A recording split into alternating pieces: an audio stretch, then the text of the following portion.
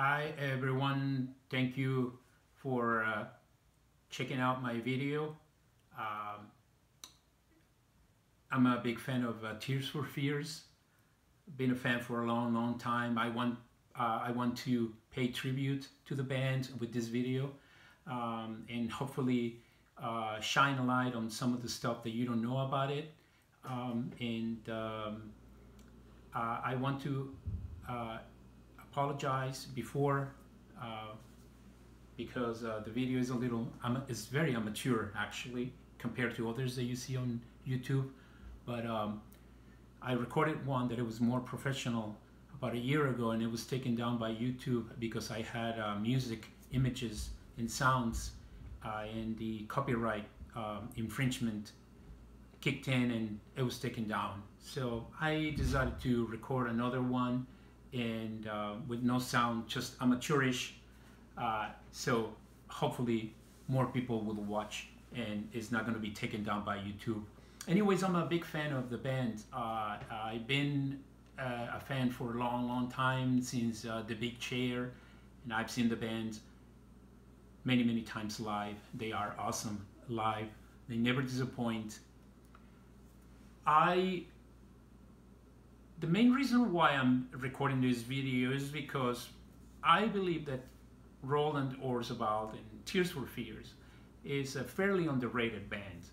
They did enjoy a big deal of fame in the 80s with The Big Chair, sold millions and millions of copies, but the band evolved and the sound changed for the best, I believe. And oftentimes I don't think that they are recognized as the important band that they are.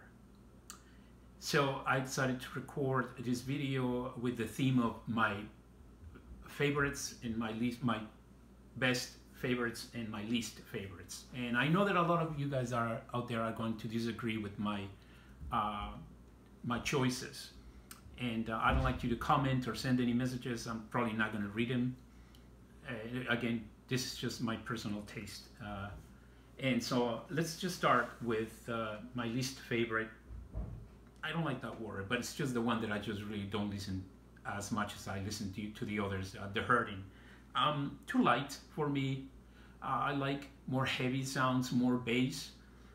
And it just doesn't really do much. It's got a lot of like a Pac-Man video game sounds in it. I just, it's got a couple of good ones, but it's very popular, but it's just really doesn't do much. I hardly listen to it.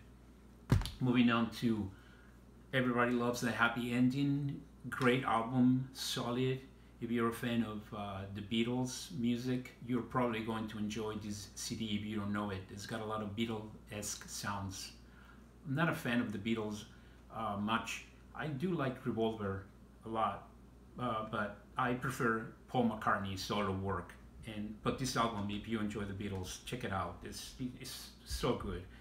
Everybody Loves a Happy Ending, the title track, Closest Thing to Heaven, Who Killed Tangerine, Secret World, 100% Beatles right here. But very well done, not like copy their style. Moving on to Elemental.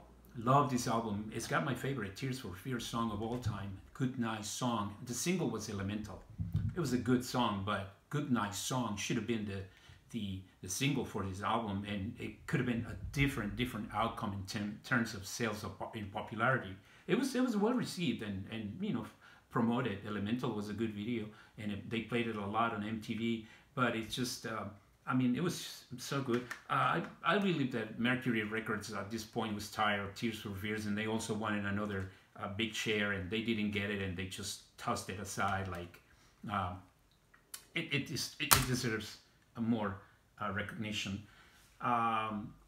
Moving on to Raúl on Epic Records, another record company that didn't get Tears for Fears. They probably also wanted another big share. They didn't get it, and they just didn't care for it.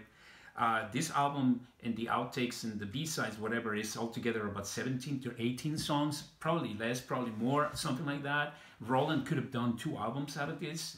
This album really deserves your attention. You know, a second look. It's got Me and My Big Ideas, a duet with Olita Adams. Beautiful song. The arrangement is just grandiose. Just, I mean, phenomenal. It's got some rock, hard, cool songs like Don't Drink the Water. The title is a little pretentious, I think, and yeah, it's got some odd parts. I do agree. Reading some of the other people's opinions and reviews, it's true. I agree, but overall, I mean, I'm telling you, it's got about 18 songs. So you know, you gotta also think about the number of good ones, and it's got poor reviews and 2 stars and whatnot. It's just I cannot disagree more. It's on my top 3. Moving on to, you know it, The Big Chair, with the mega hit, The World, Shout, Head Over Heels, another one of my personal songs, Head Over Heels, no doubt. This is a great album. You know, this is just, enough said. Everybody loves this album. But I gotta say, my personal favorite, my number 1 is right here, The Seeds of Love, recorded in 1989. Super layered, busy.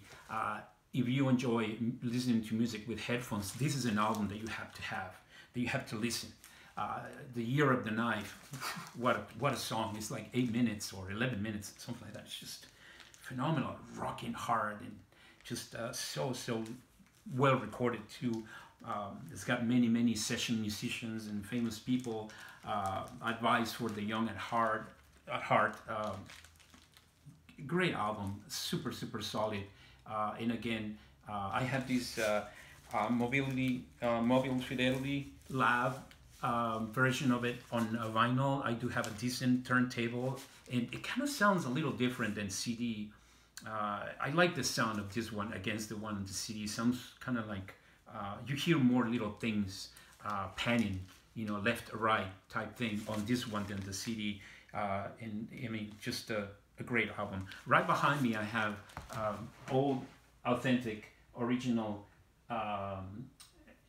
Recording Industry of America commemorative frames right there, signed to out to K-Rock, The Seeds of Love, in the middle, Elemental, and right by the edge, The Big Chair. I really want to meet sometime the band and ask him to sign Elemental or The Big Chair, because The Seeds of Love, the one on the edge, is already signed to K-Rock by the band. I got it on eBay. It was just like, it's my most precious Tears for Fears piece of memorabilia that I owned. Before I leave you, I want to kind of mention a couple of odd things. Number 1, Roland's solo album that came out in 9/11, Tomcats. Give it a listen. It's super solid. It's got a song, Hey Andy. It's kind of like a drum and bass kind of. Excellent track. It went nowhere because it was 9/11. Many great albums that came out that Thursday, if you recall, got forgotten, and this is one of them. This is a phenomenal album, and is really a testament of Roland Orzabal's music abilities. He is really a true genius. And I want to also mention a CD that I found years and years ago at a dollar store, something like that, or like a discount bin, and they had a CD player to listen to it. I never knew anything about the band. Ned's Atomic Dustbin. I don't know from where. It's a Sony music record, and I picked it up, and the first song right away, I was like, wow, they sound a lot like Tears for Fears, like Roland Orzabal. And so this is a promo. It's not the original cover of the album. It's called Brain Blood Volume, and it's the first track. The guy sounds 100% like Roland Orzabal. I wouldn't even be surprised that it's actually Roland Orzabal with like a secret band or something like that. But if you check it out on YouTube, it's Ned's Atomic Dustbin. Anyways, that's enough. And I want to thank you for listening. I'm recording this during quarantine in Boston for coronavirus. It's going to end soon, I hope. It's kind of like a downtime for me. So this is probably the best time to record this. Thank you again for watching. And I hope that you get a chance to check out some of the songs in the albums that I recommended. And again, I'm completely sure that a lot of people are not gonna disagree with my taste. They're all great albums. It's all great music, but it's just some of them I believe that is better than the other. All right, so thanks again, and stay safe, stay healthy, be safe, and I'll see you next time, maybe. Adios.